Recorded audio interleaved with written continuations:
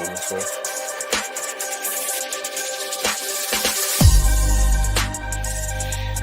It's gonna pop up. It's gonna be on. Bam. Just like that. Just like pow in your face. Happy Tuesday. What's up, y'all? Happy Tuesday. Huh. This is I was gonna go live last night, about the topic tonight. I was gonna come from a whole different spin on it and talk about something, but then I thought about it today and I'm like, this community is screwed up. It's really, really messed up, man. Like last week we had a whole community of people, like a whole group of people rejoicing a man's death. And we have 10 black folks that died Saturday. And relatively quiet. Crickets. Just crickets, you know. Um for those that don't know what's going on, Saturday, May 14th, in Buffalo, New York, there was a mass shooting. 18-year-old white kid, fully armored, head to toe, assault rifle, shotgun, other various weapons, targeted store. He went in the night before, the day before, and a couple times to check out the store. And he just opened fire shot 13 people. He probably opened fire on more than 13, but he shot 13 people and 10 of them died. 10 of them were black people, and I have a picture right here. Before we do get into the conversation, I'm just gonna go ahead on and just put them up there so we can see the people, kind of give a background, a rundown on the people that were killed in this mass shooting.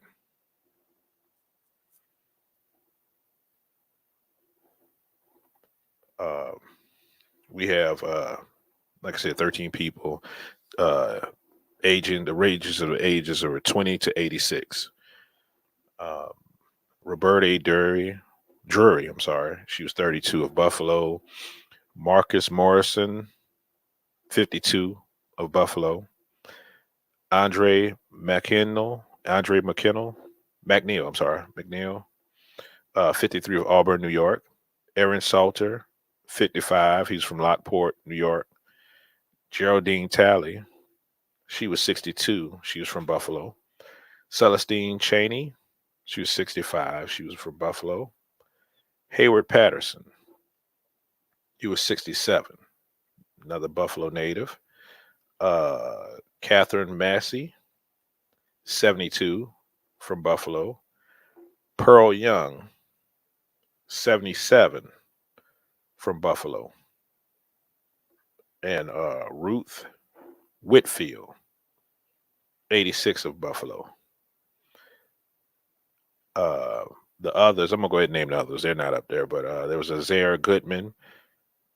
She was 20. She was treated and released from the hospital. Jennifer Warrington, she was 50.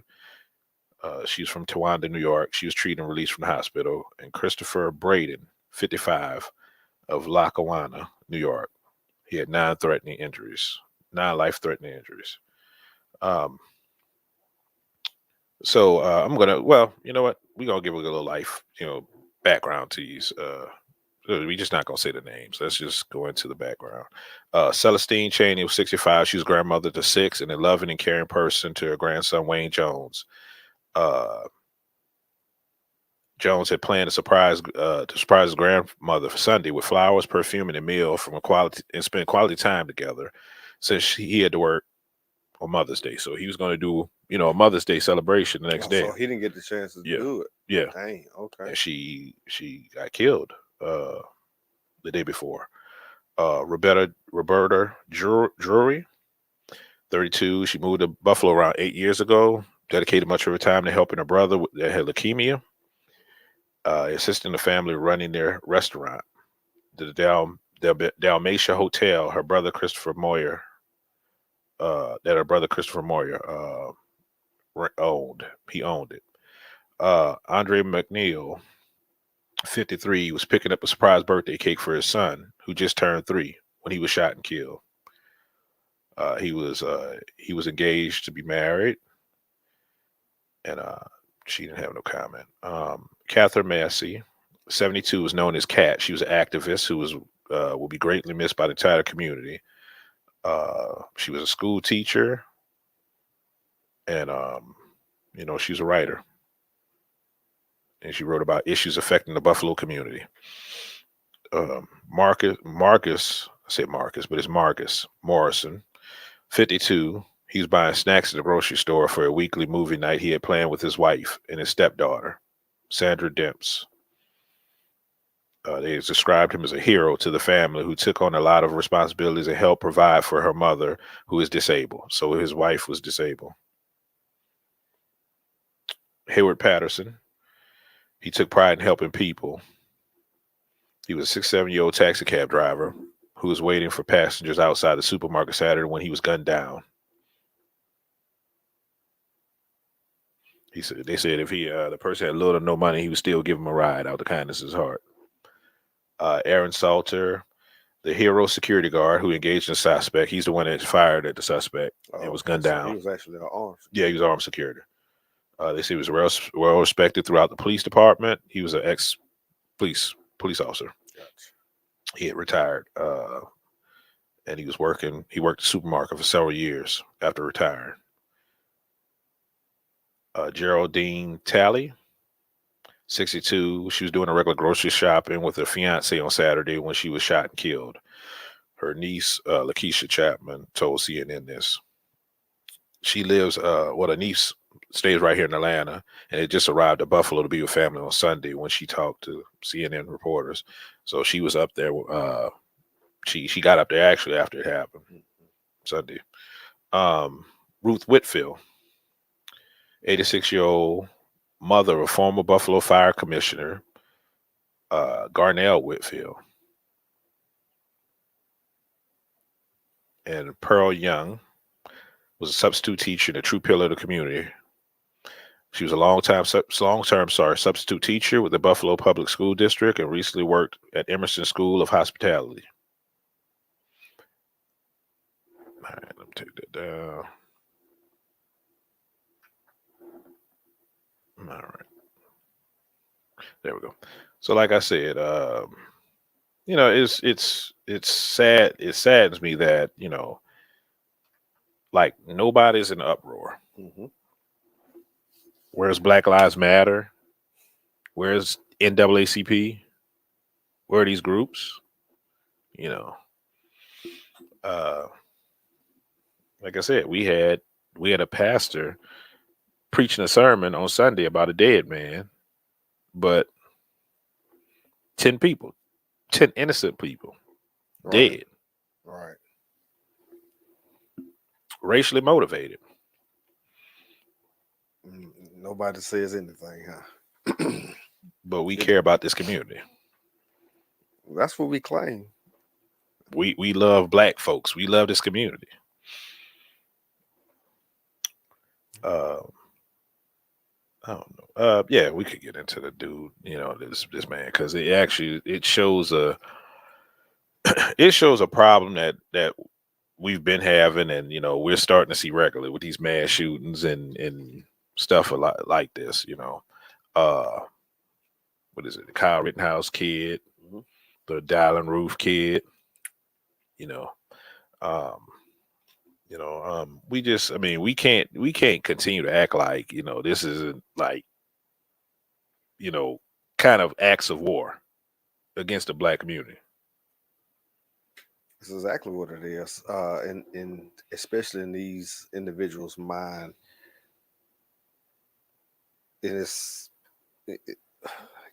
people feel the way they feel. Mm-hmm. But what you're seeing a lot of, I'm gonna go ahead and call them adolescents. I'm sure they call them adults or whatever. But Mm-hmm. you're talking about adolescents. For the most part, they're in that same little age range, Mm-hmm. 18, 19, 20 years old. Mm-hmm. Very easy to be molded. You can tell them almost anything, and if it sounds good, they go along with the program. Mm-hmm. And then you get outcomes like this. This is a bigger, I think they said it was racially motivated, but this is a bigger accusation on where we are in society today, as far as how detached we are from one another. even if you dislike somebody because of the color of their skin Mhm. or whatever the case may be, kind of like with the Will Smith thing when we brought that up. When did it become okay to say, I mean, because now these 10 people, it was 10 that was killed, right? Tim was killed. Yeah, these 10 people, they got brothers, sisters, mothers, fathers, they got loved ones. Mhm. But none of that was taken into account when this gentleman decided to, I say gentleman, Mhm. I don't know his name. When Is Gendron? What's that kid name? Yeah, I mean, it's not even worth worth t- worth mentioning because he's gonna be all over the TV for the next 2 weeks because it's Yeah. good. This is excellent for the media. They gonna love this. They gonna they keep getting to perpetuate the narrative of whatever. But that's where we are in society now. When it's when we don't value just someone else's life, regardless of how you feel about that person or anything like that. If they're no threat to you, how do you think it's okay to take physical action upon somebody? Uh, and these were innocent people. I mean, they.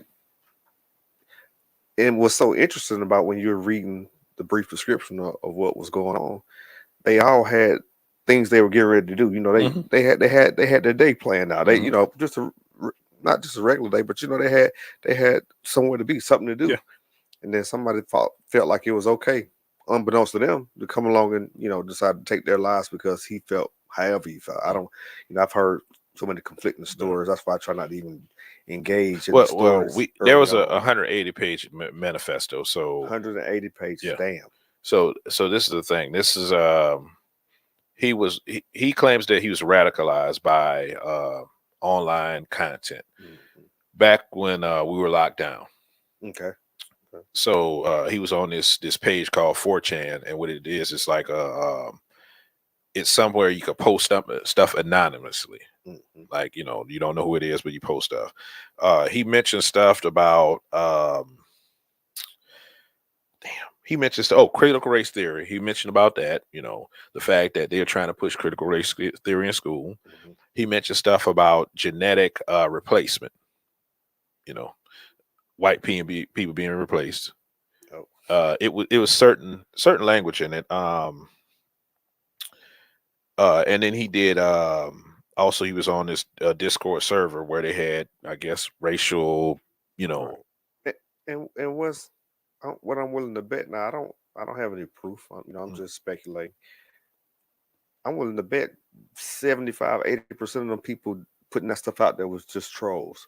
None of them really, whether they believed it or not, they were just putting things out there. I'm always willing to bet that. But this is what happens when you dealing with people who like where did he get radicalized? Online. mhm. Like I said, no face to face interaction with anybody, just lack of time. I mean, not lack of time. He got too much time, Mm.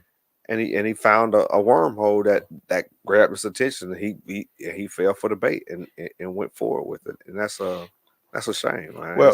Well, the thing with that too is when you got certain news stations that report stuff. Like when it comes to critical race theory, Mhm. you got certain news stations that report stuff from a certain spin. Fox News is one of Absolutely, them. absolutely. Well, From all of certain, them got their yeah, spin. but spin. But I'm just saying Yeah. one that has that right leaning, that right wing, stuff, and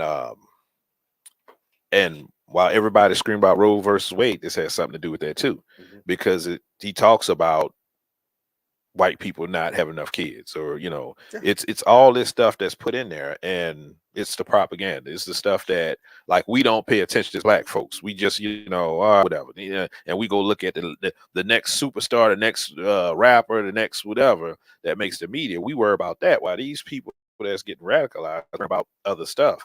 And they're being trained to survive while we're worried about image, and we were about the way we look to other people, and how Not even that. How yeah other people look. yeah How the yeah famous yeah people yeah. look. How they living, and how we can be like that. Mhm. So I mean, this is the thing, like I said, Dylan Roof, right, Mhm. went in the church, say the prayer, And and pray just with the people. pray with the people. Yes, pray with the people. Yeah, yeah. and just went to taking them out. Like, it's crazy because then you see the other part of it, you see media, when you see them report on these kids doing this stuff, right? Mm-hmm. You don't see you see more, they're reporting on innocent black men with no weapons to try to dig into their past, to try to, make them seem like demons, and Right. these kids taking people's lives, and you don't get half of that. You don't get half of that. So, even based on that, it paints a picture like, okay, white is right. Mm. When you hear black man did blah blah, black man, black on black crime, but it's always the microscope is always on the black man, always on black people doing certain things. And when you got white people doing this stuff, or color, I'm gonna say black people of color, Right. because if it was a Muslim person that did that, damn well it would be all His kind of his terrorist shit, right. and Muslim people all on His on a front street. his religion would be Yeah. named, and Mhm. you know, but and that's part of the problem right there, because the media knows that this gets that conflict going. Mhm. It pushes the narrative even more Mhm. when you, especially when it's like you said, you get an unarmed black man killed or whatever. Then they want to dig into his background. Oh, look, he had a whatever going on 2 years ago. Mhm. Or so it kind of feeds into the narrative, Mhm. like they all out here just doing all kind of Mhm. dirt, doing crime, Mhm. things like that. I mean, it's so many issues with that. But I'm with you on this one. Where is Nobody. Where's the black groups? Where are the yeah, black groups? yeah, yeah, yeah. No, I mean, be, me, I stay unplugged. My Mhm. son had to tell me about it. Mhm. He brought it to my attention. I guess it was yesterday. Mhm. Yeah, he brought it to my attention yesterday. So and I took his description of it. I Mhm. knew it was more to it because Mhm. he young man. He don't know all the Yeah, he ain't details. gonna dig into it. Yeah, he ain't gonna dig into it. But as the day go on, you hear more and more about it. But yeah, if had he not told me, I wouldn't have heard it. And I listened to different radio outlets and things like that. So you thought it would have came up, Mhm. maybe not. I don't know, but it's like I say, it's an example of where we are today Yeah. in society. Simple as that. In our community. I mean, Yeah, just how society views our community, how, the importance of our community to the society. You know, it. And the thing is, I can't even, to be honest, I can't blame them because we don't do it to us. How can somebody respect you when you don't respect yourself? exactly. So I can't even like sit here and try to blame anybody, media or whatever. I can't blame anybody for protecting their own and protecting their own image. We do a shit job of doing that. Yep. We tear each other down on a daily. So you know, I'm not even gonna talk about no, okay, racists, they wrong for being racist. No, racists do what racists do, Yeah. you know. Yeah. Exactly. So, I you mean, know, it's for you as a black person to try to keep them from doing that. You know, you're supposed to be trying to better yourself. You're supposed to be trying to protect your community. So um did you get a chance to read the manifesto? Any of it? no, no, I was trying to look it up. I couldn't, it was a PDF and I couldn't find it. They probably took it down. But 180 pages. 180, yeah. So what it is actually, I said it wrong. It's the great replacement theory. That's what it is. Okay, what is that? You mean white people being replaced Oh, got you. I by got you. others, and what they were actually talking about was you know letting Hispanics in this country, you know illegal aliens. It was about that, and and black people procreating more than them, you know but Yeah, you but know go that ahead. that's part of and I'm not trying to lean one side or the Mm. other, but they fell for the little banana and tailpipe as well. Mhm. With the y'all stop having babies. Mhm. We're gonna overpopulate the world or whatever the case may be. I don't know why they stopped here. There's so many different reasons out there they tell you why not to do anything, but Well, it, I it's think when you chasing, trying to chase power, a lot of times it's not, you chasing money, you chasing whatever. A lot of times it's not advantageous to do that stuff. And be honest, it's a not. lot of us is reckless in having kids, so You, that's on the other end of the scale. you're So right. You're right because kids. require your time. They require, Mhm, it take a lot to be a parent, especially today. mhm, When you have very limited control over what your children have access to as far as what they are exposed to, whether it be on TV, in their music, whatever the case may be, social media. mhm. So yeah, you're right. And I think he named Tucker Carlson in this with that replacement theory thing. What was Said, his issue yeah. with Tucker Carlson? No, that's he's on his channel. He's talked about that, Oh, you gotcha. know. So that was also, like I said, different news. You get different news reports. They talk about this in full. They amp up the situation. You have to, in order to get ratings, you have to lean to that crowd. That's what I see. So Yeah, and that's what I was trying to, I probably didn't articulate it well, but that's what I was getting at earlier. They do this.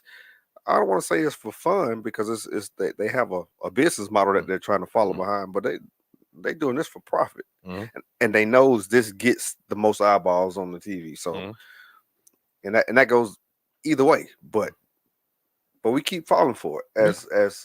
as the public. We keep going, we keep letting some stranger on the TV or wherever, guide our thought process. And I'm gonna say this too. Also, that January the 6th thing kind of set a precedent for, you know, The we, uh the capital. the Capitol. Yeah, Okay. just the way they treated them in the courts. They didn't treat them like criminals. It was like minor infractions. Oh, they just like, white boys just getting drunk and they just, just college kids just having fun. That's how they treated them. Mhm. I think what the longest time they got was 8 months or something like that. I did not even follow it as far Yeah, as, it wasn't. I don't think anyone. yeah, somebody died. Two Oh yeah, people died. yeah, no, yeah. Somebody, woman got shot in the chest. She, and they had, it might have been, yeah. Some people died. Two people died from the act of, The actual actual what you call them. storm. Some other two they died from heart attack or something like that during Yeah, that. I think I did Yeah, see but something like that. but yeah. I mean, it's crazy that we had right now we got a trial with Johnny Depp and Amber Heard Getting that's all lasting longer than the damn January and it's 6th treason trial. and it's getting out of publicity too. You hear Mhm. people talk about that more than anything. So But that's by design also. that's what I'm saying. That's the point I'm trying to make. We gotta take back our lives, man. We're being overrun by society. So I wish I could articulate it a little bit better. That's why it's so good to listen to other people talk. That was one thing. I'm gonna bring up Samuels. Mm, He was good at articulating what he was trying to say. mm. I guess it's a gift to be able to take what's in your mind and then Yeah, yeah. explain it to people to where they can understand where you're coming from. I have to work on that. Well, I'm gonna pull something up, but I'm gonna reference a movie. Like I was talking to somebody earlier, and then it came to me Mhm. to reference this movie. You remember the movie back in '95? Higher learning. Higher learning. There we go. Higher learning. So it's exactly what that was, right? Radicalizing somebody. Yeah. Um, basically feels like they're the victim of the situation. So you radicalize that person, you feed them, and it's some truths to it. But the thing is that you get them amped up. Hmm. Yeah, it's true that black people are getting more. Uh, they're getting more rights now. They're getting, they're getting a certain place, and because we are getting what we're supposed to get, or we're getting an equal share of some things, of course, you can't, it has to balance out. You can't, everybody can't be winning. So, Right.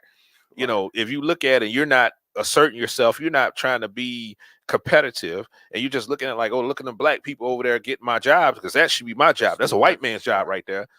Of course, Entitlement. Yeah. yeah, exactly. Entitlement, exactly.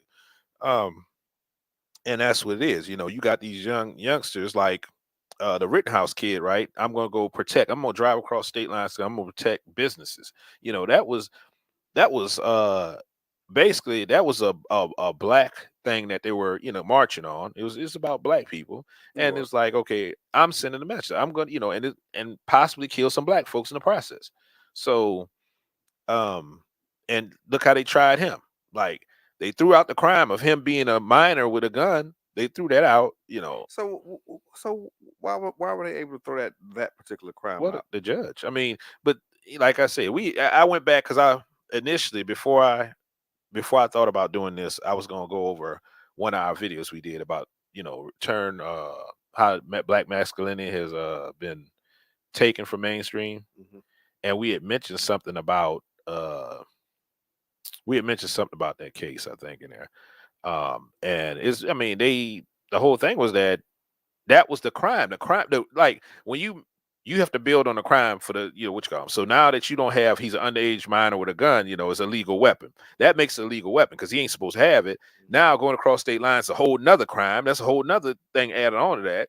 Now you got a legal firearm with a commission of a felony of shooting people. People died. So So you if talking about the chain reaction of the yeah, the chain crime? reaction of Okay. events of the crime. So they had to get rid of that initial crime. So now it's up for debate. Now it's like, okay, well, he said he went to go protect stores. He was Right. just helping out. So yes, you can be armed and you could go whatever. And he got attacked, but he should have never been there. He should have never had the gun. He should have never.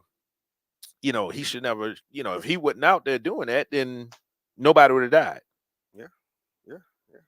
Yeah, I see, and I'm not even gonna say he should have never been there or whatever. But when you put yourself in certain Mhm. situations, then things happen, and that's what comes from that. I doubt if he wouldn't have had a gun. I doubt if he would have been there though.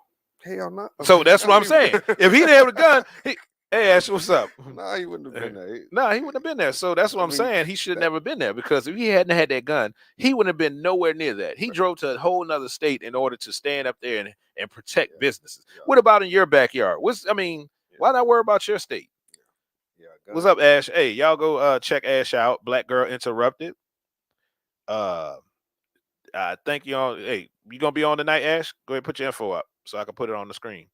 Yeah, go check her out. She's on all platforms. And tell me what your show about, Ash.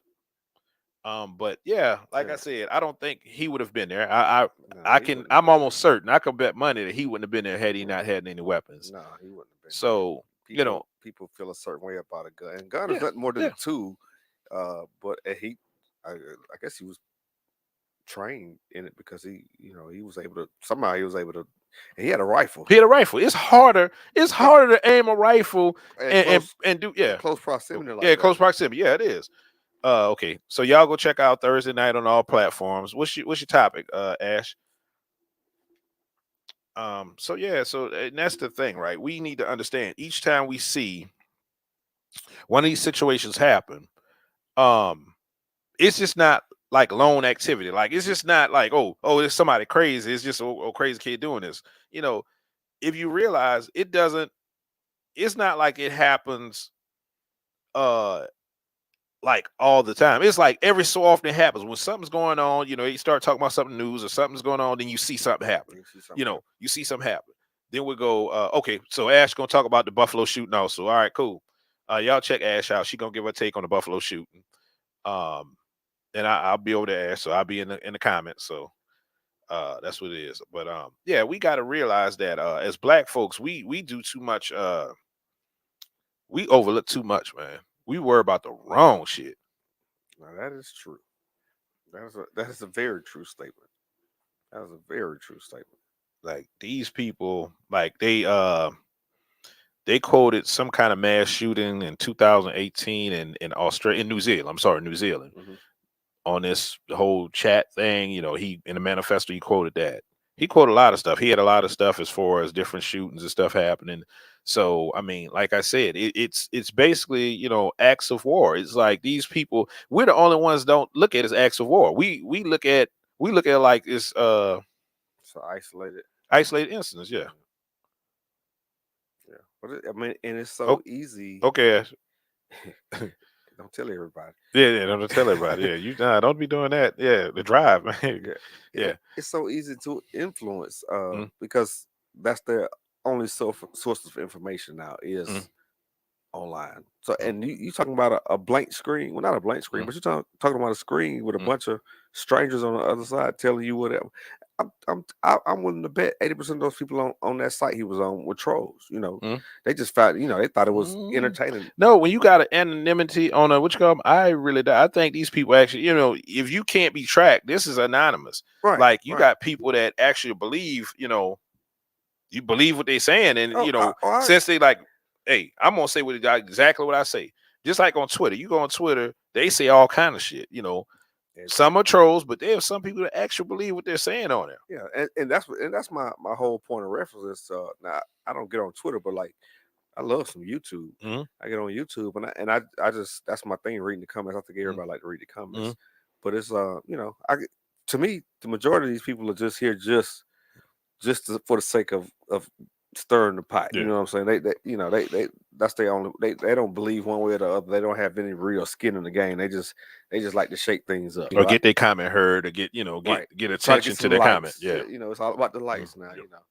So, but it's very is if it's no telling what his background is. I'm willing to bet they did their homework on him. So at 17, he had threatened to shoot mass shooting in his school for graduation. Oh, really? So isn't that a federal crime? Supposed to be. Yeah, it's supposed to be. Terroristic threats, yes, supposed to be. But yeah. Ash said that young demon planned this murder out months in advance. Yes, he fully planned it out. Behind the wheel, I can't even type.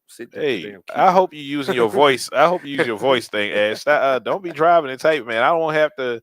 I don't want to hear that you didn't wrecked or whatever, trying to tune in and be a part of the show. I know you can support us. Don't get in trouble now. But oh yeah, did I mention it was live streamed? He live streamed the attack. Well, I don't know if you mentioned it, but I remember hearing that so, it was live stream. So you live streamed the attack on Twitch. I'm gonna show a piece of it.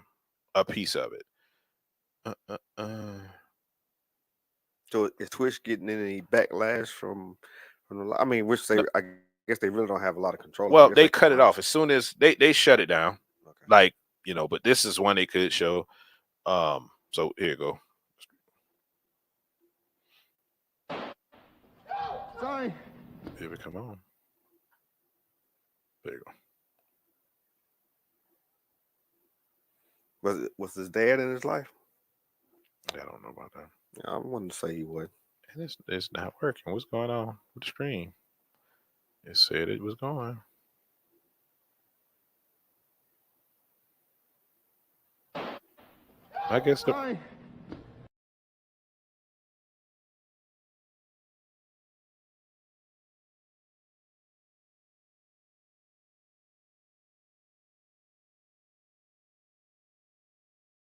was a white person. Mm-hmm.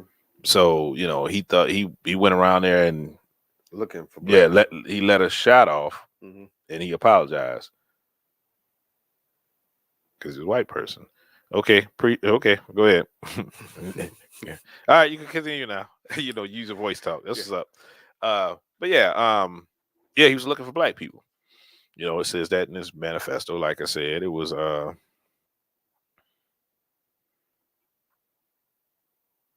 okay, so it showed. Okay, thank you.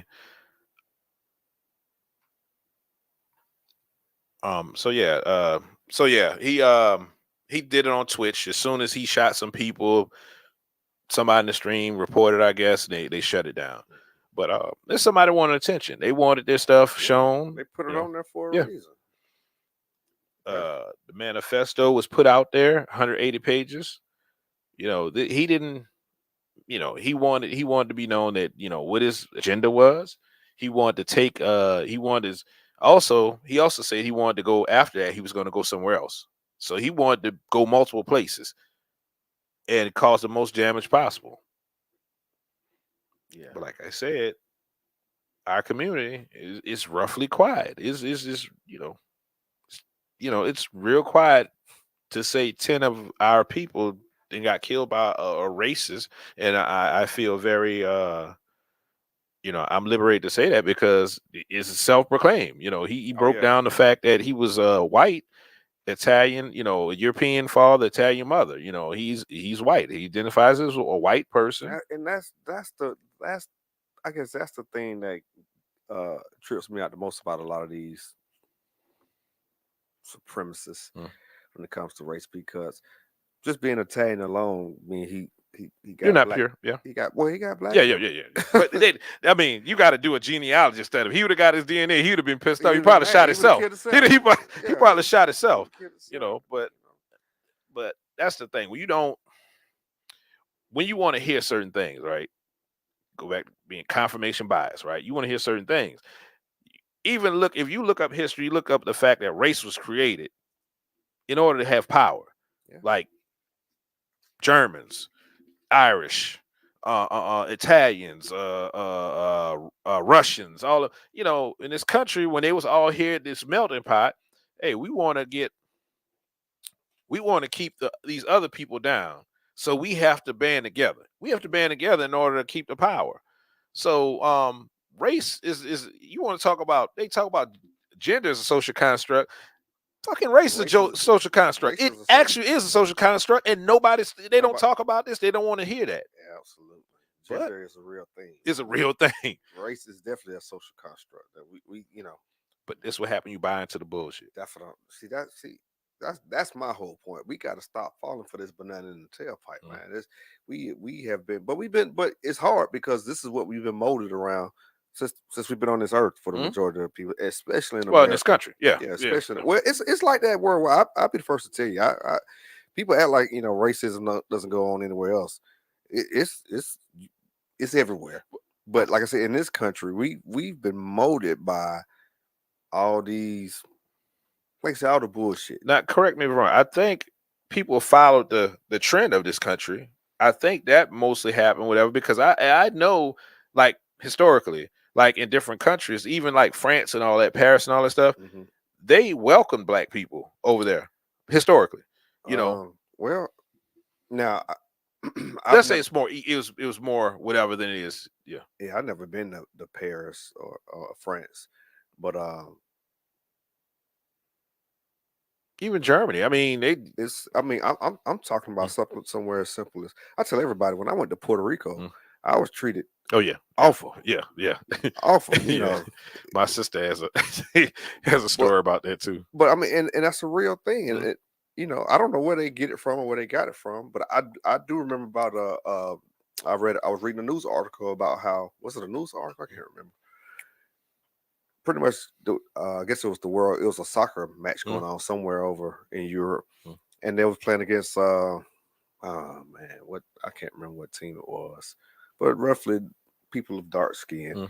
And they started, making monkey noises, throwing bananas onto the field. I think I heard that too. It's it wasn't a one time. It's just something that they do. It's race is everywhere. I mean, even you get over into like Ethiopia and all those places. Well, I think some of it's colorism too. Like he's talking about. Yeah, I guess I am kind of blurring the lines between colorism and racism.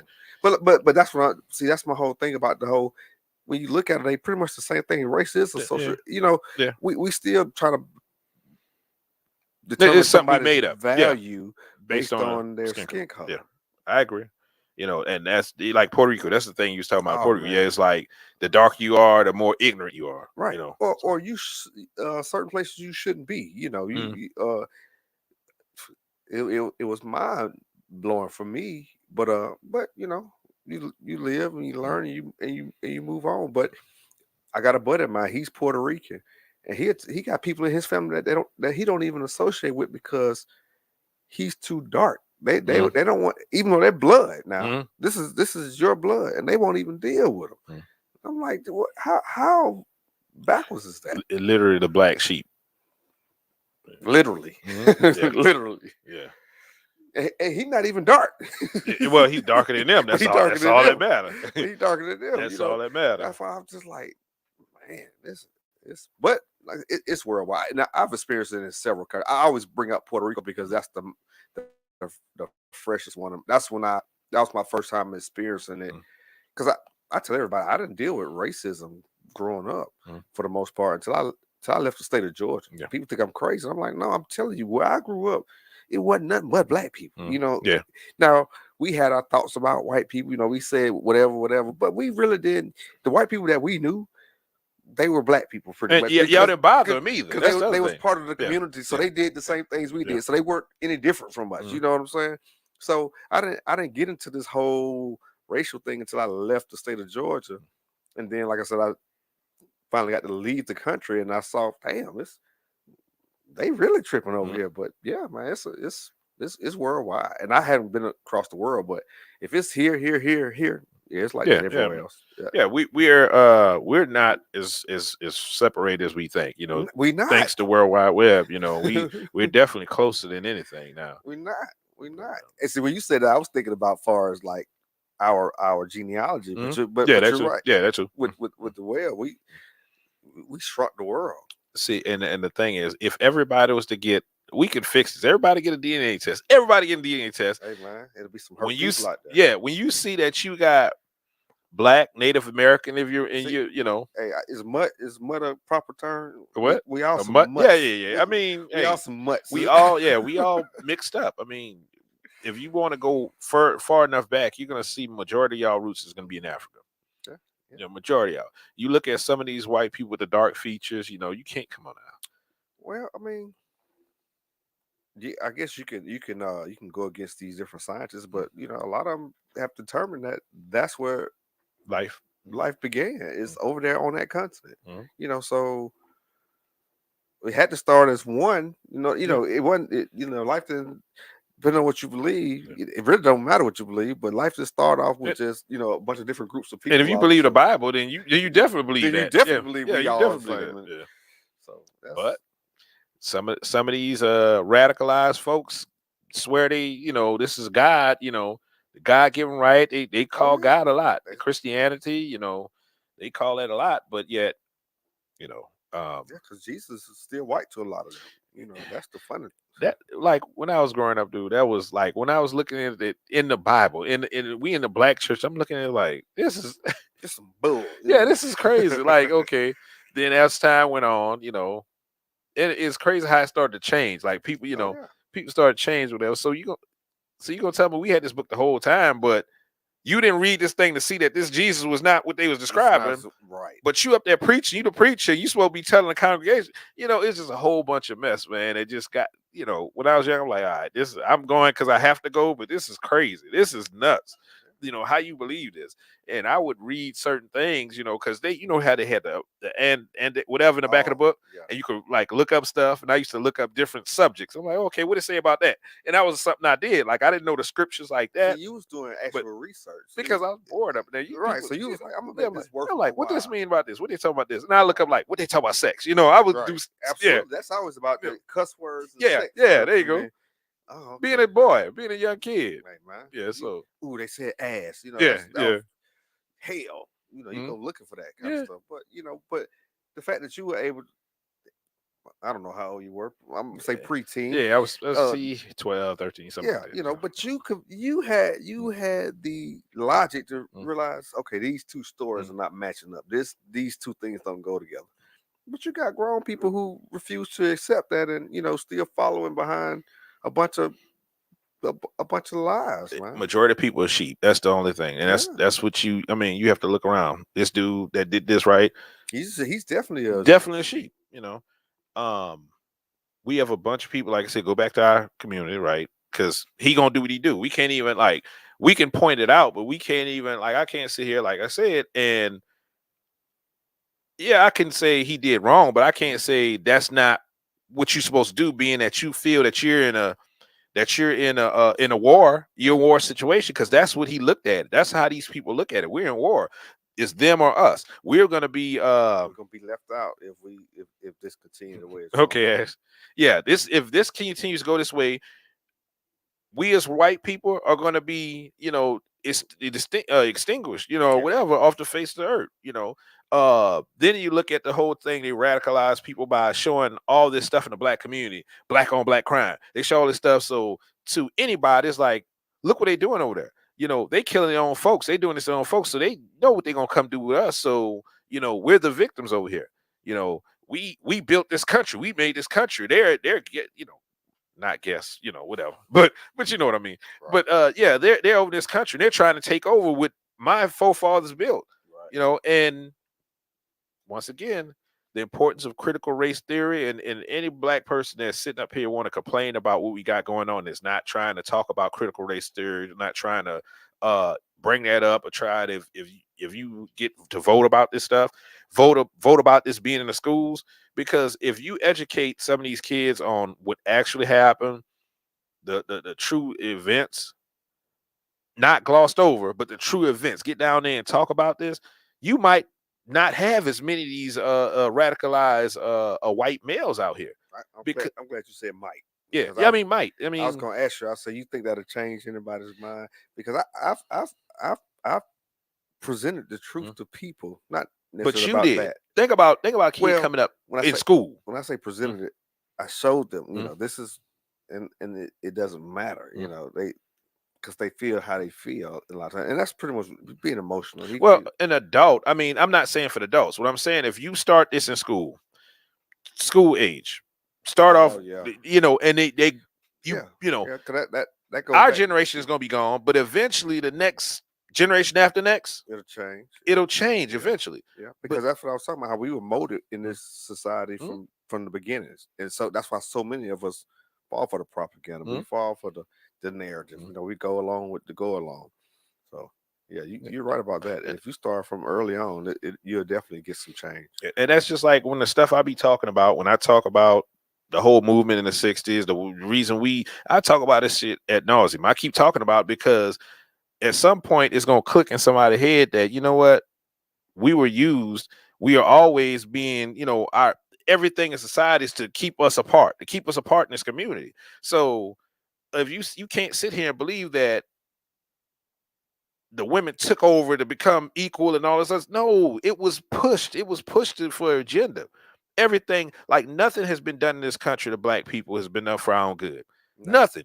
Not a damn thing has been done for us for our own good. It's always something on the back end that we don't understand how it's going to play out. Mhm.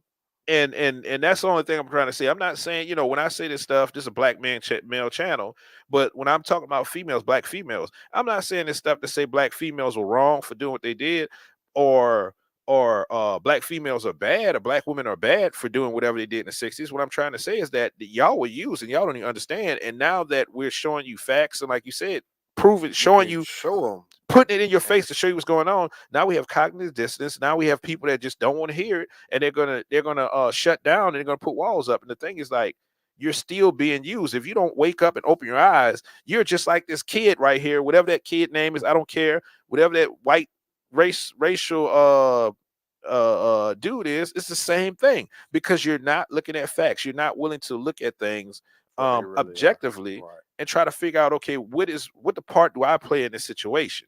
Yeah, I mean, black people coming up, but black people were marginalized. Black people were used as free labor. This country is built on free labor, so maybe they do deserve something, right? When you look at the facts, when you look at all the facts, and that's what I try to do. I try to talk to, when I talk to women about the facts of how this movement helped mess up the community, how it broke us apart. It's not saying that women are innately bad or whatever. It's just that they didn't fully think this out. They didn't think it's just they got played. It was propaganda to them, Well, just I like mean- it was to this kid. Well, I mean, if somebody tell you, this, you, if somebody's giving you what's perceived to be a positive message, a uplifting message, you can do it. Of course. I mean, who not gonna go along with that? That's until you start to see the outcomes, you really don't know where it's going.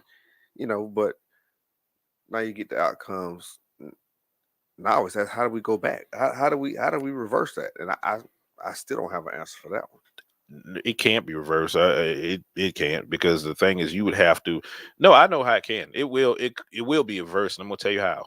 When you have enough of this shit going on to where people have to realize that, you know what, I'm out here ass naked in the streets without a man, because I believe I'm better than a man. I'm out here ass naked in the streets to where I should have a man with me that's going to help protect me, help protect our family, whatever. Then you're going to have to look at it like COVID, right? people was home alone, looking at four walls, dealing with their kids, and be like, "Oh, this is, Yeah. this is crazy." They were scared to go out the house, Yeah, man. scared to go places. And now you But you say, had to eat. You had to, some people had to go to work. I worked through both of yeah, us yeah, through the work. entire pandemic, So Yeah, I it was mean, ghost town. It was a ghost town in most majority of places. yeah. And that's the thing. We have to realize that we need each other. This community we cannot survive. We can't survive the attacks on our own, like we give with each other. We do to get man and woman, man against man, or whatever. We can't survive that. And also from the outside community, police and Right. radicalized white folks, we Fighting can't everybody. survive this shit. Fighting everybody. Everybody. Yeah. Yeah.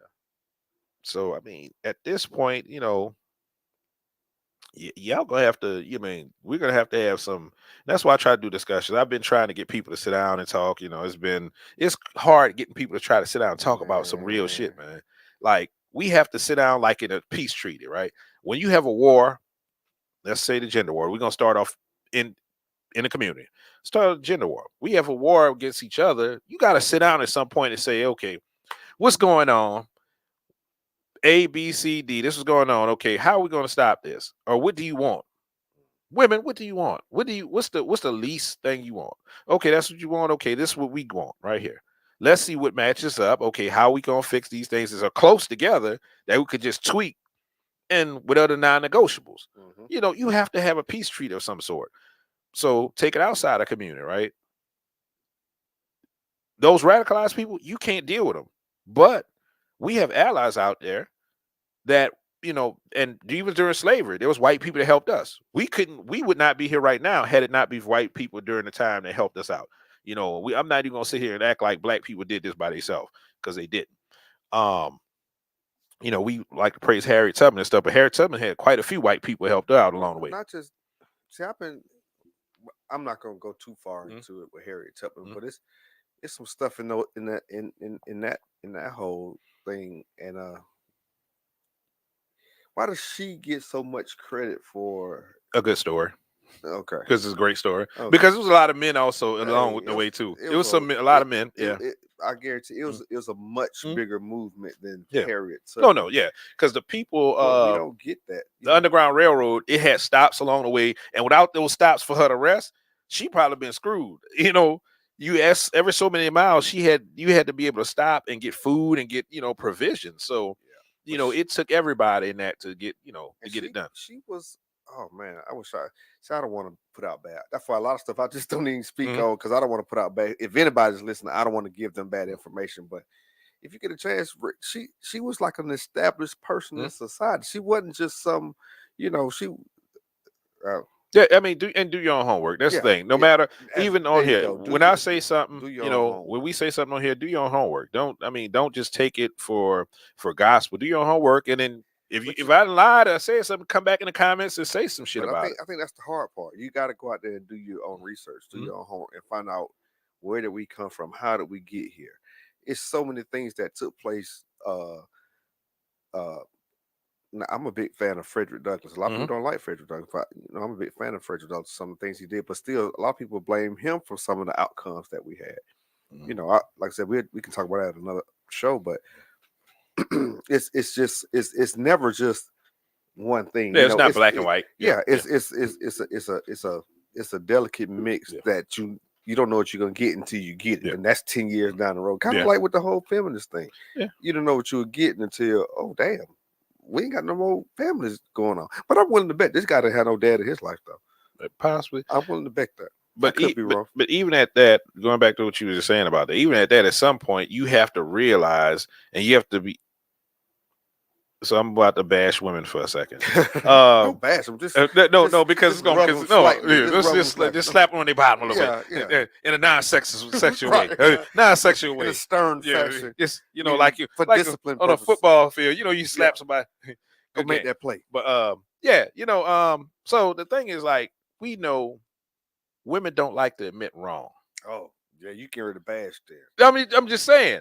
I just had this conversation the other day. That's hey man, I'm right there with. Go ahead. But we know that's an issue, right? And the thing is that nobody's, I'm wrong. a lot. You know, Yeah. everybody's fallible. So the thing is, to admit that you're wrong is not like saying I'm You're a not bad you're not person. less than. Yeah, you're not less than. There you go. You're not. You haven't devalued yourself at all by saying everybody is wrong. It's Mm. nothing wrong with. Matter of fact, I tell It's everybody. human. That's why I get my greatest achievements is in my failure or being wrong, because now I get correction, because there's so many things that I thought were correct for so long in life, and Mm. I come to find out wrong. That's where the value comes in being wrong, so you can learn from it and move forward. But I mean, if you always right, you shit. What? You don't grow. Yeah, You don't grow. yeah, you know everything already. You at your highest peak. Mm. There's nothing wrong, but I think a lot of people take that as though it knocks them down off of Mm. the human scale. Mm. You Well, were wrong. being pedestalized. There you go. Well, Pedestalized. and it's like, and so many people harp on your shortcomings, but Mm. you got to get people out the way. You say fuck people, and Mm. move forward. Mm. It's a who was I can't remember. Oh, I think it might be one of these motivational speakers. Say he would start off his speeches. He'd go up in there and write 10 problems on the board, 10 math problems, Mm.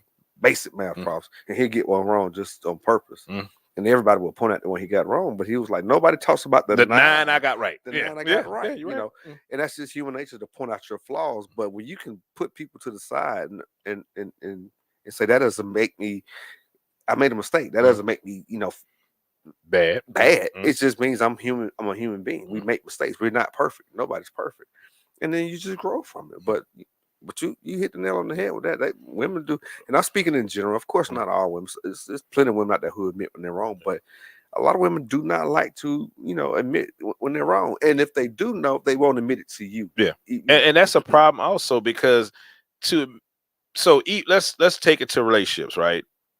Marriage, any kind of relationship, man and wife, boyfriend, girlfriend, whatever. For you not to admit to your partner you're wrong, that creates something in your partner is looking at you like, it creates friction. Absolutely. It creates friction because okay, she don't never think she wrong, he don't never think he wrong, so I can't talk to him. Now there's a divide. Now you got a wedge in between y'all, and you looking at it like that's that person's problem or that person's fault, when it's not. It's your fault, because you're not admitting wrongdoing, making this person feel they can't trust you or they can't talk to you is openly, because you're going to take everything and you're going to act like you're perfect and attack that person for whatever their views are. So I mean, we have to understand each other and give people grace. I mean, Yeah, that's right, Ash. Ashley said that's because it's easy to point out someone else's flaws, but not their own. Yeah, exactly. It definitely is. And it's a lot easier to, let's be honest, it's a lot easier to see someone else's flaws. A lot of Yeah, times that's true too. you think you got, Outside, yeah, inside looking out, you're looking out. you can see somebody else's flaws. But when somebody else shows you yours, just accept them. Actually evaluate them if somebody says that. But that's enough. That's enough. Yeah, we didn't got way off Yeah, topic. Let's go back to the community with this mass shooting thing, because like I said, I totally fault us, not for the shooting, but for the reaction to the shooting. It's so, and I'm not even gonna say at this point, I would say I'm disappointed, but at this point I don't I don't put too much stock in it, because we worry about, like I said, all I can say is we worry about the wrong stuff. I dropped stock long time ago, and that's probably a misstep on my part, but it's just my reality. Looking from outside, hoping that somebody's going to stand up and do. If you're not willing to stand up and do something, then you definitely can't expect anybody else to do anything. So. And actually, that actually does fit in within this too. Not being able to see our own flaws in our community. That actually goes with this. The whole relationship we just talking about is the fact that we all know flaws. Like I said, every time I talk to somebody about a community, do you think this community has a problem? Yes, we fucked up. They go into whatever. Okay, so how we gonna fix this? Now we start talking about what the problems are, and then you have to actually say what the problems are. You have to actually pinpoint this so we can talk about getting it over it. But every time you start pinpointing it, now people don't want to look at it because it steps on their toes. It's back to what we were saying about being wrong. It makes them feel like, now I've been knocked down a couple of pegs. It's not that. It's nothing wrong with being wrong, especially if you were given the wrong information. Yeah. Oh yeah. And yeah. You know what? Yes. Yeah. It's not that. If somebody is telling you 2 + 2 is 5, and you've been going your whole life thinking that, it's nothing wrong with somebody coming and say, no, that's not how that works. This is 1, 2, another 2. It's only 4. You shouldn't feel less than because somebody showed you something that was incorrect. And that's pretty much what happened in many situations. We were just given bad information, and then we tried to do the best we could with that bad information, and we got the outcomes we have. But it's nothing wrong with that. Like I said, I think the reason why we have issues because back in the day, they were more realistic. Back in the day, our parents and our parents were more realistic. They understood what life was. They understood the culture. They understood what was going on. Not it wasn't sugar coated, it wasn't hidden, it wasn't any kind of everyone can state the problem but disregard the solutions. Well, yeah, of course. I mean, because they don't want to say anything wrong, first of all, because they don't want to be, if we got a debate, talk about something. No, they're not gonna, they would close mouth about it because now they feel like, you're gonna have one up on them, because now we're talking about actually understanding what I was just about to say, understanding the problems, understand exactly what the problems are, understanding uh our society, understanding, and pointing out for other people to see. And that's the other thing. Like, it's crazy that we can reality TV. We get on that damn reality TV and act our ass and show people our ass and act like, we don't have no kind of damn sense of home training. But we start talking about serious shit and we want to be closed mouthed about, oh, we can't talk about that in front of white people. We can't talk about, our problems, our community. You showing your whole ass. You acting a plump fool. And white folks is watching this shit. Right. It ain't just no black TV where white people is they damn they can't get reality TV over there. They Comcast can't get reality TV and shit or something. It's everybody sees this, and they're getting views of us as a certain people that get shown on this TV. They're getting views of us based on y'all ignorance. Yeah. So miss me with that bullshit about talking in front of people. We can't like, oh, you talking about black women, you calling out black women in front of mixed company or some shit like that. Okay. Yeah, I heard something like Yeah, that. I've heard that. I've had these conversations. That's why I said it. And it's crazy because what do they see from y'all? I think it's what difference to it. What do they see from us as black men out there killing each other, right? On the streets. What do they see from us? We was worried about Young Thug and Gunna and shit. Yeah. Those crimes. This shit was well televised. It was. And you heard a lot more about it. A lot of people talking about it in the black community. In the black community. Conspiracy theories. You talking about millionaires doing this shit. These are people. They got rich people problems, and they still going out there doing dumb ignorant, shit. Dumb shit. So, hey, man.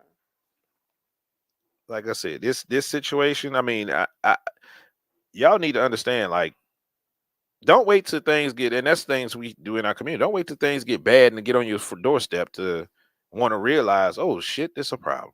No, it's been a problem. It's been a problem. KKK been around since really before the 20s, but they got vamped up or whatever you want to call it. But it's been a problem. We've been under attack forever. We the only one don't understand we're in a race war. We the only ones that don't understand that. And I'm not saying go out there and get a manifesto and kill white folks. Do not go out. I did not say that. What I'm saying is that understand that we have issues and we can't fix our own shit, so we can't see their shit coming. That's what I'm saying.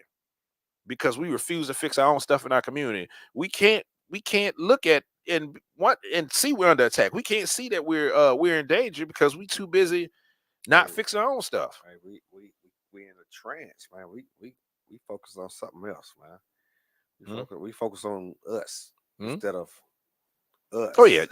Oh yeah. No, we focus on us, individuality. Right. Cancer's a community, individuality. If you don't have my back, then I'm out here by myself in this world, and I'm a target. I mean, I'm weak. I'm weak. Alone, you're weak. With numbers, you're stronger. That's just basic math. Like I said, our people, man. Yeah, but you know what? She was saying that our people disregard the solution, but I don't think it's that simple. It's just a solution because it's so mixed up now. It's so convoluted. I mean, we can. I can say this. We can start with a good foundation, and I'm gonna say getting the family back together. But then with that statement, Well, how the hell you get the family? But you have to agree with the problem. That's what I say. You have to pinpoint each problem. You have to pinpoint each problem. We have to talk about this shit, man. Pinpoint each problem. This is the problem with our families, right? This is a problem. Families are not women and kids. That's not a family. Stop calling that a family.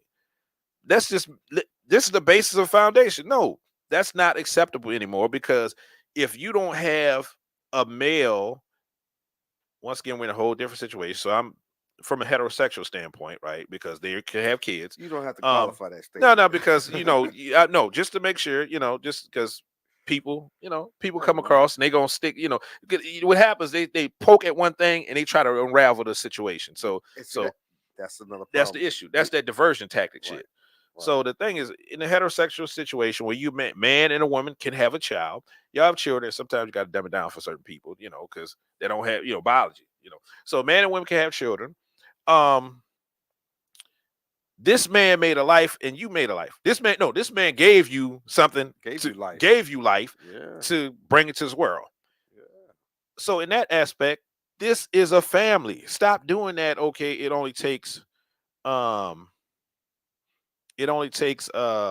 mother and children to be considered family. Yeah. Stop giving mother and children incentives to be single. Stop doing that. We need to as you said, we've become comfortable being a victim. Yes, I mean, in our community, in our personal life, we have become comfortable because we get attention, and we need to stop that. We need to start worrying about getting the right kind of attention, not the wrong kind. That's another thing. I'm gonna jump in here. This is completely off the top. Go ahead. You guys brought it up to me last week, but I finally saw it about the womb transplant. So it's a doctor over in India talking about putting a uterus in a man. Yes. So he can have yes. Are you trying to tell me if he was worried about them tigers eating his ass up, they had time to think about something like that? No, it's easy now. It's easy. Modern day problem. It's modern problem. Yes, but the thing is, like I said this 5 years ago. I went in a group, right? Because when I said this, I said the same thing 5 years ago. Black women, they are coming for y'all. They don't want because black women spend money in this country and all this other stuff or whatever. They allow y'all to do what y'all do.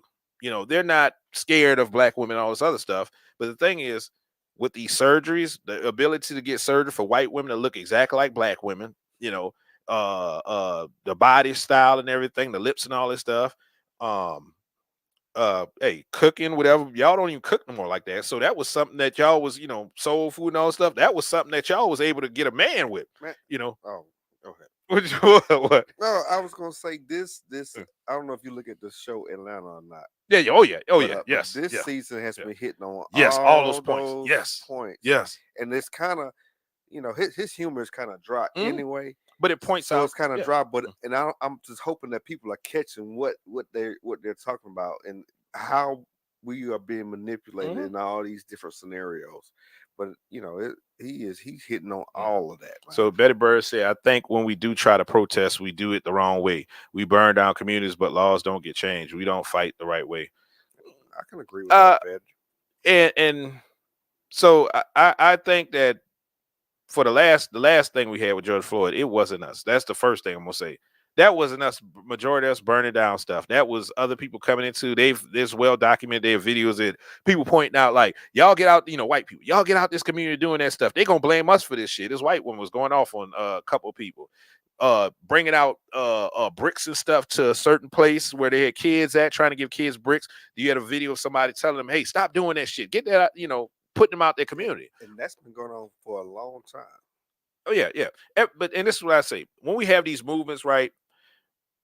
We might start it a certain way, but it always gets commandeered by somebody to push a certain narrative. So a lot of times, not us.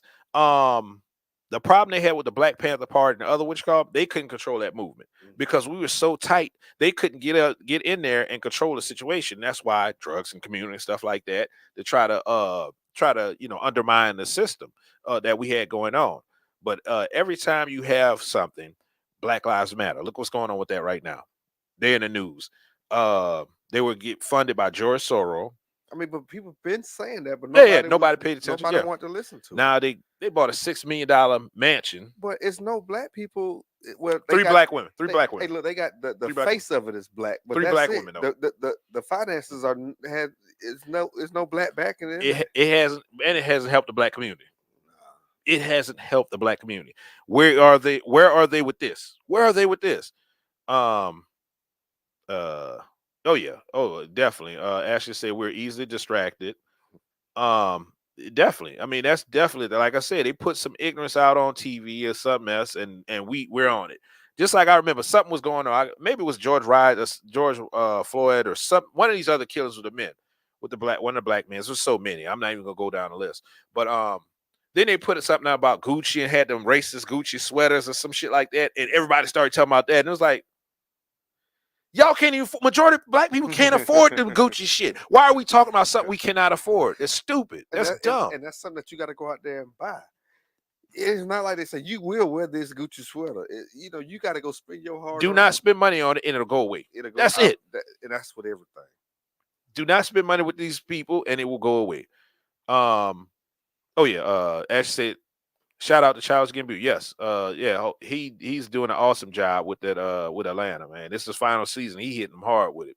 Yeah, but I'm hoping because he's not being like direct with it, but I'm hoping people are catching. Oh no, they are. Yeah, I've seen articles. Yeah, they got it. They got it. And I think it's a reason that he did it over in Europe versus in America. Yeah, I think so too. I think so too. He wanted freedom. He wanted freedom to do it. Well, not just the freedom. I think he just wanted to show you certain things. You can't really you do certain things here. This gonna put. Well, not. My thing is he want to show you that it's everywhere. Okay, maybe that too. That's what I'm getting out of it. Maybe it's possible. Asher said, just like white folks burned down Rosewood. Yes. I mean, burned down Rosewood, bombed Tulsa, Oklahoma, bombed Black Wall Street. They bombed it. Planes. You know, this is exactly what's happening to us. That was 1920s. We're 100 years later, and we still falling for the same bull. Oh, there's one more season. Okay, I didn't know that. Okay. Hey, I look forward to the next season then.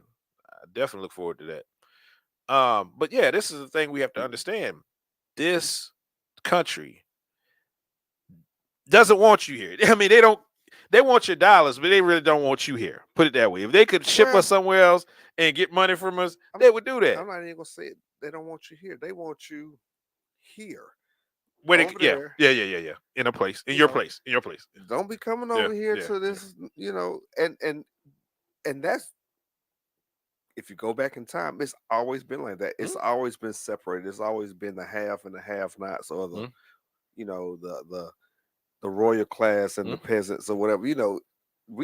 Because without you here, we have nothing. You are part of this system. You're a cog in this machine. So I'm not going to ever say they don't want you here because it always comes down to money to me, but they just want you here.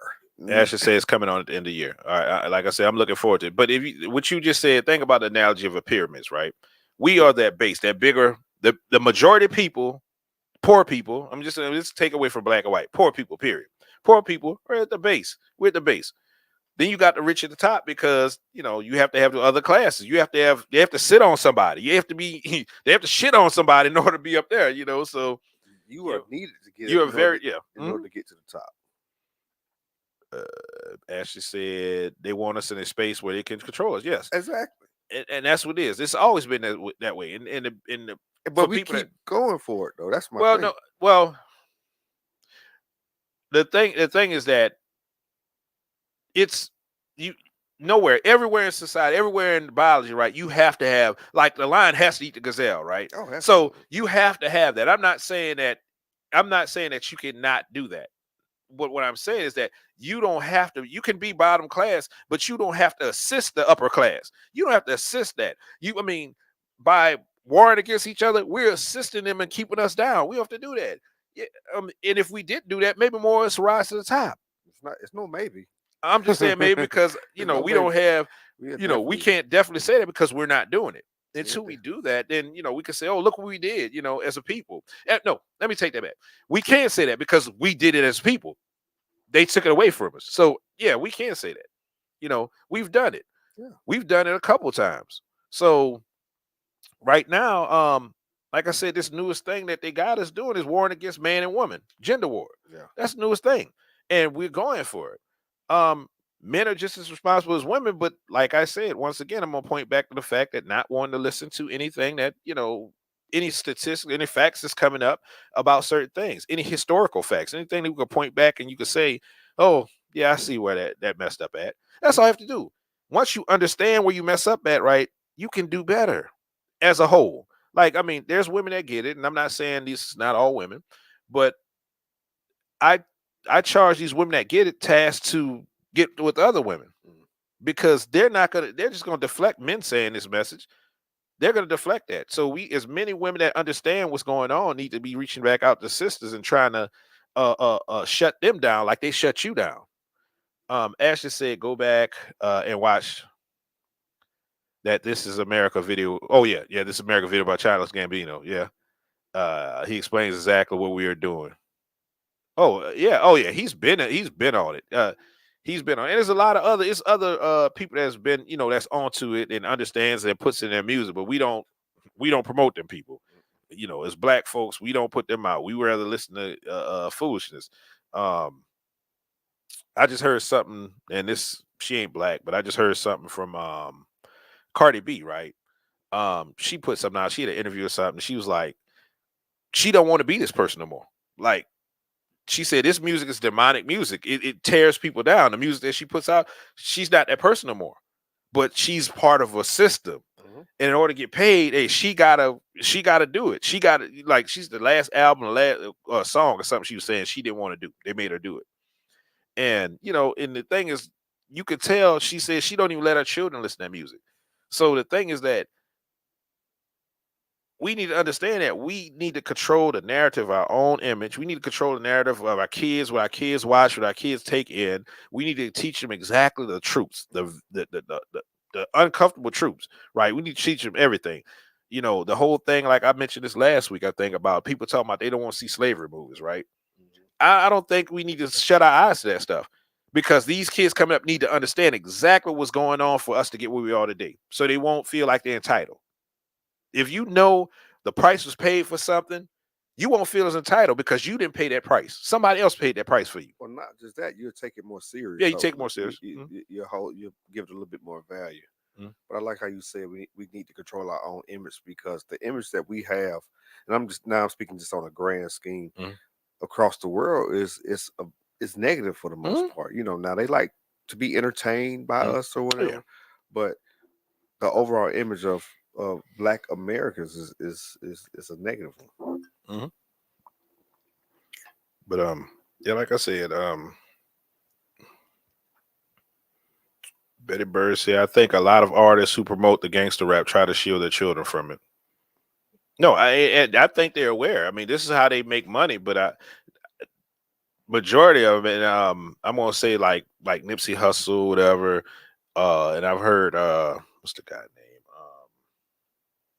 Can't call his name. Anyway, uh, damn, it was on the tip of my tongue. Anyway, like I said, they tend to have their kids growing up a certain way, especially they grew up in their life. Like, they tend to have their kids a certain way because they understand, um, they understand exactly what parts, what negativity played in their life and how it caused them to be who they are, and they don't want they repeat it through their children. They don't want to do that. As I say, they do shield their children from it. Most people do. Most people do that. They understand that their children are their legacy, and they don't want their children to be uh in a bad place, the place they try to come from. They try to escape from that place. So, Right. most of them do that. And a lot of people say things, they trivialize it and say, oh, it's just music or entertainment. But I tell my kids all the time, I say, be careful what you expose your soul to, because it never leaves. Once Mhm. you experience something, it's always there, Mhm. whether it's in your and then whether it's in your subconscious or it's in your active mind. And then the more you expose yourself to it, the more common it becomes. Next thing you know, You're open to doing that. you're You're open doing to it acting it and out. don't even Yeah. realize it, Mhm. because that's what you've been pouring into yourself all this time. Mhm. So, man, stop exposing yourself to all this Mhm. foolishness, man. It's you know, I understand being entertained, but put that over here in a small Mhm. box. If and everybody's not able to do this, but be able to compartmentalize the stuff that you actually need. Excuse me. Um, as you say, like Jeezy and Future. Yeah, be able to like compartmentalize and say, okay, this stuff I don't need this. I mean, and youngsters can't do this. This is some, That's the parents' yeah, job. parents supposed, yeah, you supposed to control that But until it's you let them go. it's harder and harder. Like I said, with all these different outlets, Mhm. it's very hard to control with your kids, especially when they go to school and Oh yeah, get all yeah, this they foolishness. passed each other. Man. So it's getting harder. Technology has made it that much harder to control the narrative, especially in your own household. Hey, Ashley, have you heard any place like online, whatever? Have you heard seen anybody speaking about these 10 people that died? Have you heard it like you've been hearing about About the YSL, the YSL, the YSL thing, the Kevin Samuels died, or this Rico, Amber Heard thing that's been blasted, Amber Heard, Johnny Depp thing that's been blasted over the internet constantly. Have you heard a lot of information on that? Or you either Betty Bird? Have y'all heard about that? Because I've been looking. I've heard. I'm in several groups. And I've heard anybody like really bring forth any talk about it. Uh, even acknowledge them. Really, I really haven't seen them being acknowledged like that. I mean, but you did a good thing putting a name to the faces of the dead and humanizing them. This is, like I said, this is somebody's mom, dad, brother, sister. Okay, Ashley says she has. So is it a lot, or I mean, I'm not saying have you heard it. I'm sure somebody said it, but I'm saying as much you heard this other stuff, Does like it get as much attention. What I'm trying to say. All the other foolishness that's going on. But like I said, this is we have to take it back, man. We have to do something because we can't keep opening up. Just being out here, um, a free for all for anybody to come in here and just do things to us. But that's exactly what we're doing, though. Mhm. That's exactly what. Nah, and I know DL do it. I'm talking about just people. I'm talking about like, yeah, DL's gonna talk about it. I've seen where he talked about it. I'm talking about people like just regular people, like regular people in justifying replacement theory. Yeah, Fox News. Yeah, and he spoke on that. That's what this guy, because that was part of the manifesto. He was talking about what they was talking about. Fox News, that replacement theory thing that Fox News pushes. Tucker Carlson specifically. And Ash said it's not a lot of coverage. Like I said, that's the issue I have with our community. It's like things that actually matter. Um, we're not gonna give much attention to things that actually matter. We're not gonna even pass it on. Like I've done this purposely in the past. Like I'll put out some old silly shit, right? And you'll see people share, you see people comment, like, excuse me, all that stuff, and then I'll put something serious up. Get crickets. Crickets. Yeah, man. You might get a like. You might get a like. But I'm like, Well, what does that really mean when you get? but I'm just saying it to acknowledge it, to open up conversation about it, to say, yeah, I see this, and this is what I think about this. No conversation. No conversation. Just like, okay, you can kind of see what people like look at it, but it's like because nobody wants to have that. That uncomfortable. Yeah, nobody wants to be uncomfortable. Ashley said I was in the room on Clubhouse and we were speaking about it. Okay. Was it the Roosevelt, the one you had me join that time? Yeah, I know some in Clubhouse they do a lot of stuff, but like I said, for mains, once again, we really don't have any news. We had a news which call them black. They shut down because people wasn't paying attention to it. What was it on? What station? I can't remember. I can't remember what it was on, but it was real. It was quick. It was quick. It was quick. You could tell I wasn't paying attention to it because I'm like, what was the name of it? It was quick. I'm gonna Google it real quick, but it's quick. That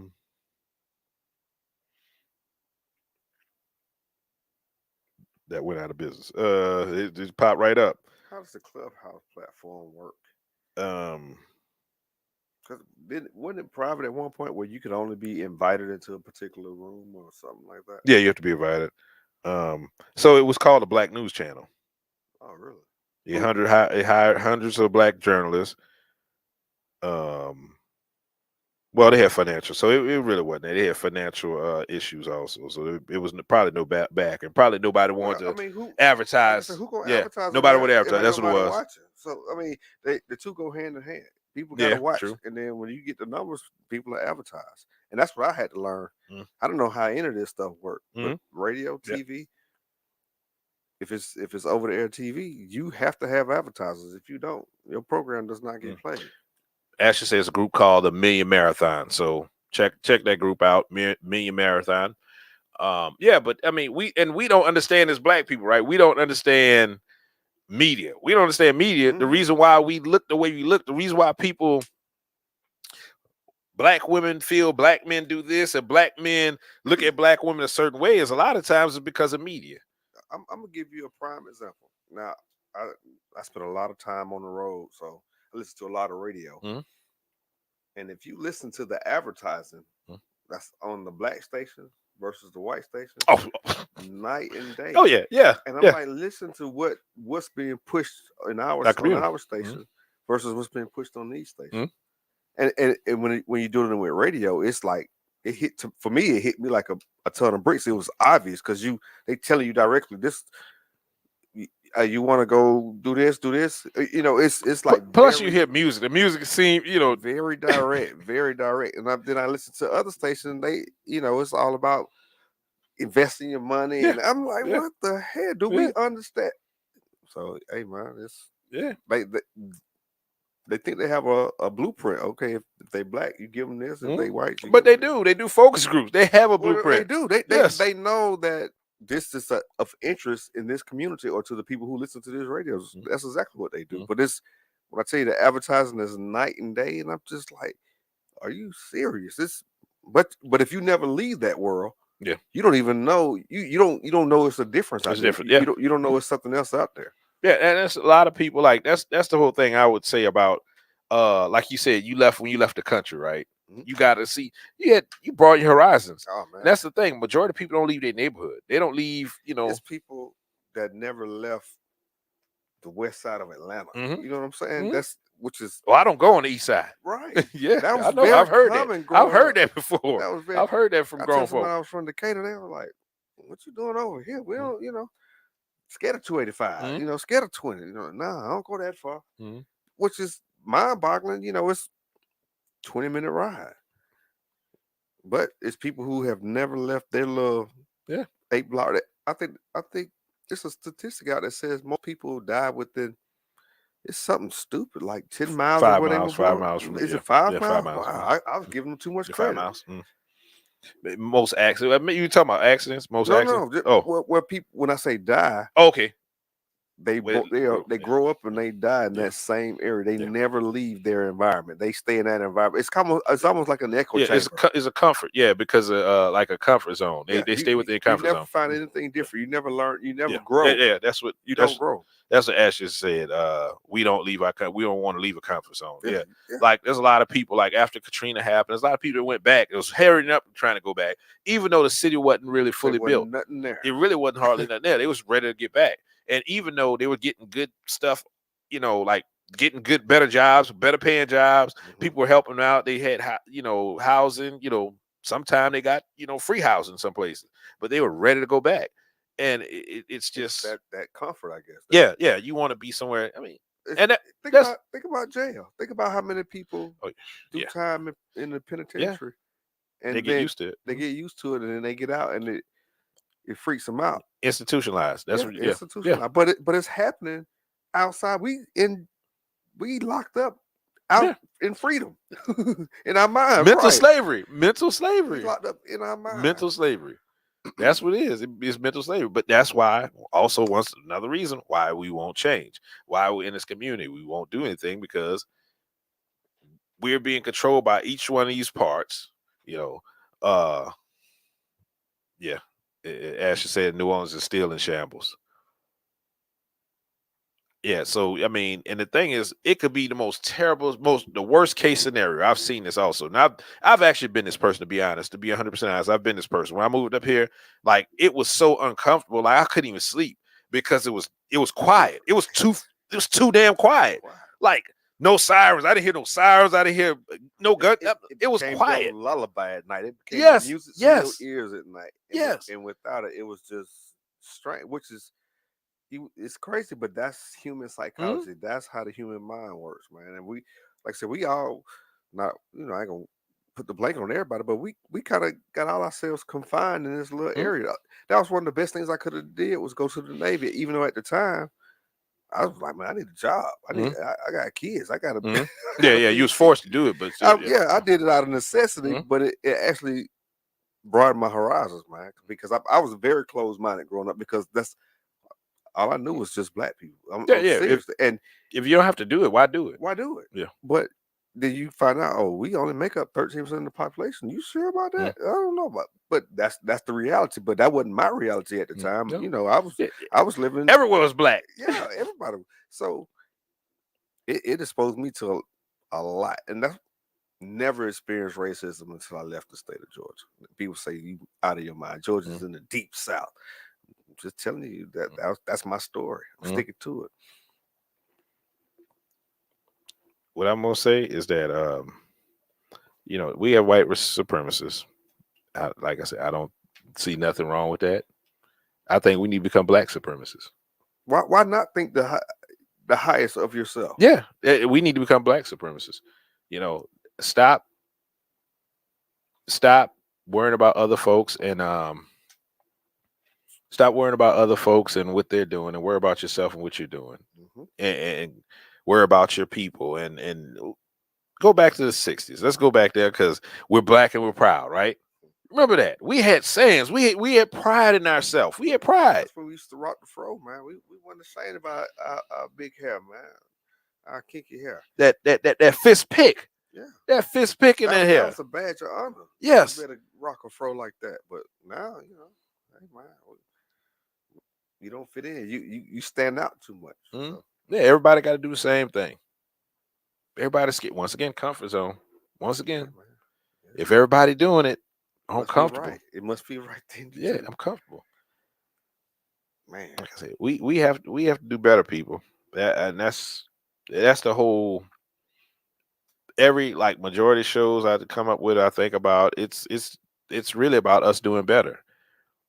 Like I said, it's a black male channel, but we have to talk about black women, because y'all part of us. And then I think you come from it from a first of all, you're a male, black male, but you treat it, you treat it like that's why we need this dialogue, because as men, we're gonna treat it as a discipline thing. We're gonna look at the bad parts and say, how do we fix that? But you need that other dynamic. You need women to come in and say, with the more nurturing side of it, because that's just, I know how I approach problems.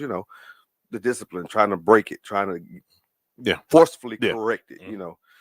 You need that nurturing part of it as well. But we have too much nurturing in our community. Oh yeah, right. And that's the thing. Yeah, we have too much nurturing, and that's why things don't get done. I'm just I guess. Oh yeah, you talking about how I understand on this platform. Yeah, this platform. Yeah, on this platform. So I'm like, we gotta get, somehow we gotta be able to open up this dialogue to where we can get more people to say, okay, yeah, let me, I want to at least share your opinion. If nothing else, just open up the dialogue.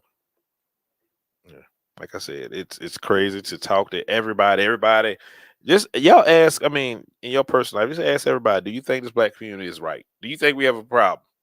And just get the response, and then follow up with, well, how can we fix it? Oh, that's too difficult. That's too, and it's just some answer just to be dismissive of the question, and not to even think about it, not to even give it no serious thought. Or just throw out the first thing come to your mind.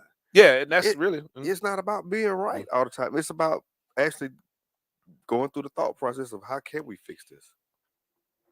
As I said, we're too forgiving.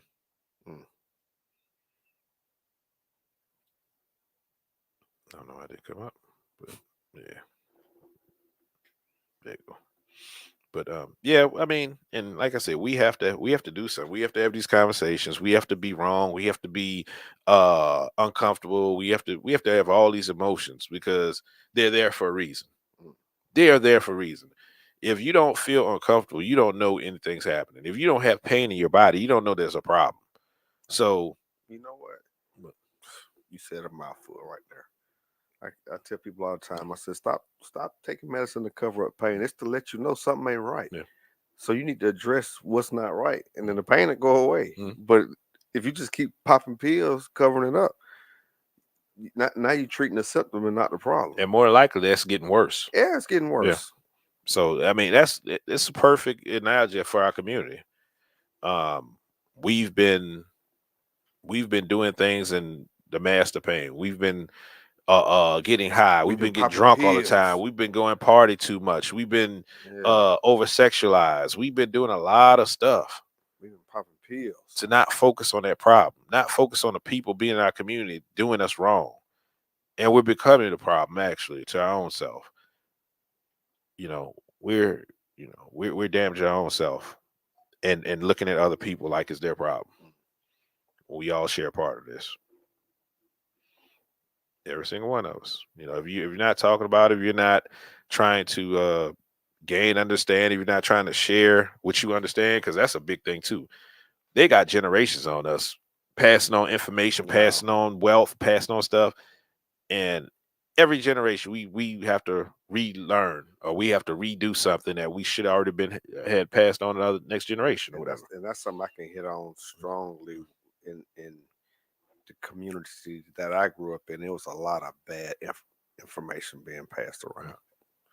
And people, like I said, people took that and used it to the best of their ability, but the outcomes they got weren't what they was expecting because the information wasn't any good. So it's time to I should say monkey see, monkey do. That sounds a little crazy. You call the black folk monkey? That's what you're doing? Nah, when I was saying the monkey I was talking about was the successful the monkeys that's running shit right now. I should say exactly. We don't see that accountability. No.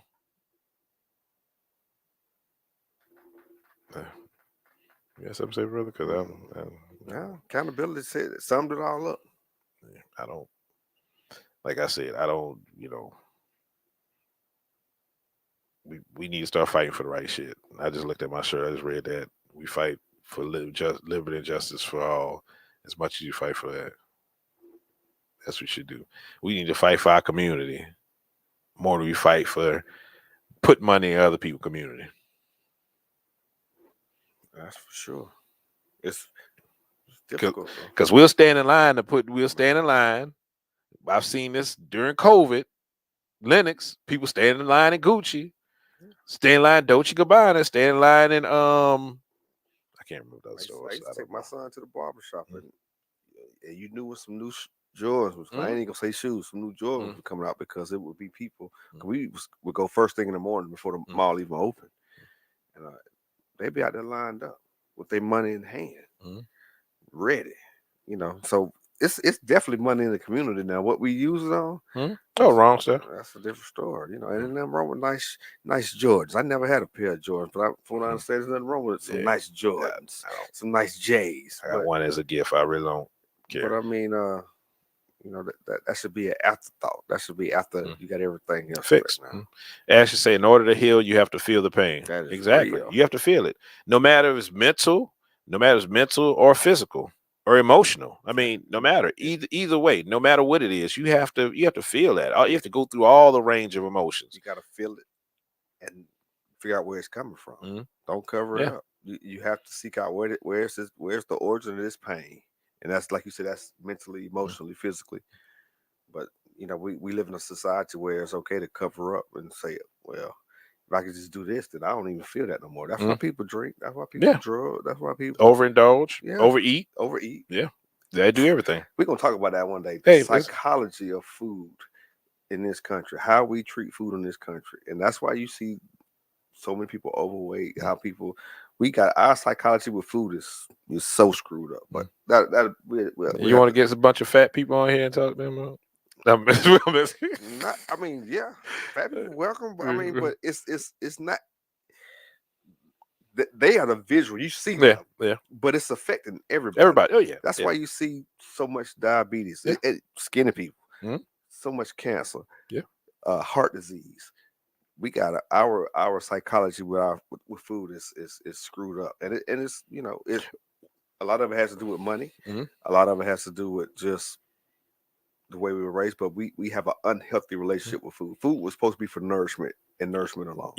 And that's about, like, we look at food like we're doing good if we able to We look at eat food, the best, we look this at type food of stuff. as a treat. We look Yeah. at food as a indulgence. Mhm. So our psychologist, I'm about to write that Yeah, manifesto. write that 180-page manifesto about food. 180 page, man, Yeah. it's Get on deep, this food man. stuff. It is deep. But yeah, I can't remember what next week. I had something to talk about.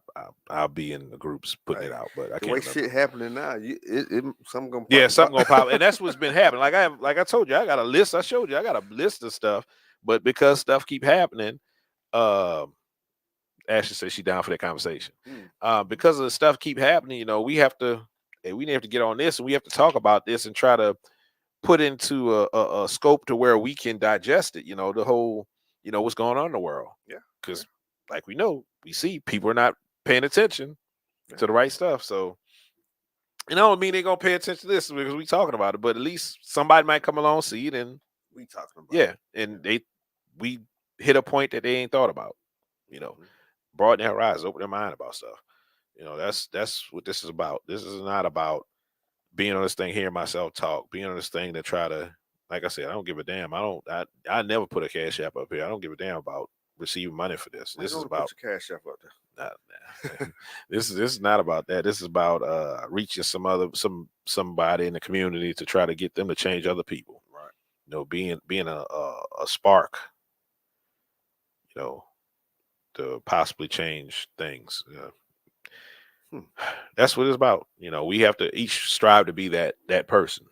And maybe something to change for the whole community. Yeah, something there, brother? Because no, you summed it up, man. I don't. You summed it up. I appreciate the interaction from Ashley and Miss Betty Bird. So yeah, y'all. Thank y'all for coming through. Tell y'all friends to come through too. Yeah. That's the thing. Hey, y'all come. Tell your friends. Subscribe. YouTube Black Male Podcast. Hey, like and subscribe. Pass it on in the groups. You know, just start a conversation. Use this as a way to start a conversation about certain things. Because these are things that we need to talk about. I mean, we can't keep hiding our head in the sand. While we're hiding our head in the sand, you got people out there making manifestos and arming themselves and going up in places and or planning to go up in places. Actually, had another mass shooting. It was in California. I guess guess what? It's somebody out there doing that right now. Yeah. Oh yeah. Several somebodies. Yeah. So it's gonna happen again. Oh yeah. No, it happened Saturday. I mean, no, I'm sorry. It happened. I can't remember. It's California. I think it was Sunday. I think it was the next day, if I'm not mistaken. It happened in California, but it wasn't. I don't think it was black people. It was just a mass shooting. Oh, they were actually Asian descent. I know what you're talking. It was in the church, wasn't it? It was in church, yeah, synagogue or something like that. But I just happened to see that before I came over here. It was Asian. I'm not sure what was going on, but he was trying to take some people out. I don't know what his issue was. Yeah. As you say, just keep talking. You reach somebody. Appreciate it. Don't stop talking. Yeah. I'm gonna do that. So I can't talk no more time. So hey, when you have no breath in your body, that's when you stop doing stuff. Like I said, we're gonna come back next week, talk about something, and whatever pops up, because hey, we don't know. Look, he got some topics, but I got a bunch of stuff. But the way stuff going, day to day, it's it was Sunday at the church. Yeah, weird things going. And what I try to do also, like when stuff happened, I try to go back to my stuff and see how it lines up. How it related. Yeah, I pulled it. I really do this. Yeah. So anyway, I appreciate y'all tuning in. Anybody else coming through that sees this, if we missed a point, go ahead and put in the comments. Maybe we'll talk about it next show or something like that. Like, subscribe, tell a friend to tell a friend. All right. We'll see y'all next Tuesday, people. Happy Tuesday, guys. All right. Peace.